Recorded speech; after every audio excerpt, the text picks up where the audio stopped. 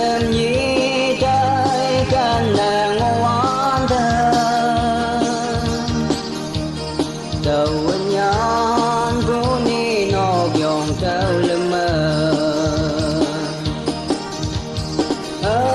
ngô ba mơ nhà nơ ngô nàng cu ni cha đau ni nọc nọc sao đỡ bay nàng nào nào lý như thế đó do mây đen nhịp nàng nhà nọc mơ như ya sơ ở từ tròn ô chế ở nhà lục sầm cá tê đã tê kia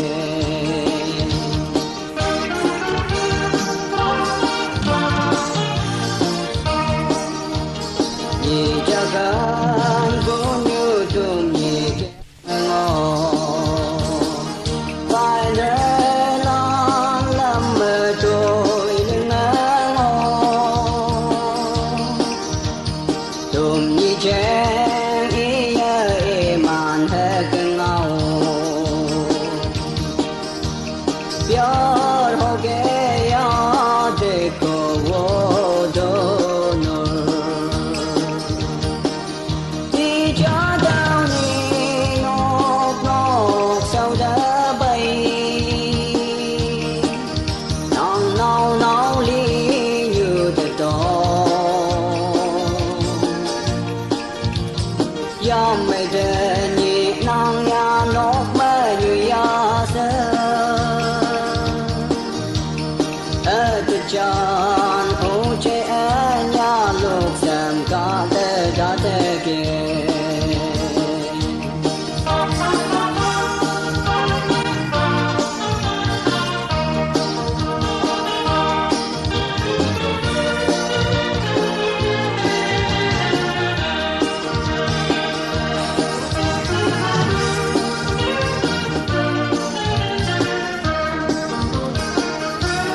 cần vô nhu thêm nhi kem mờ ngô vô nhi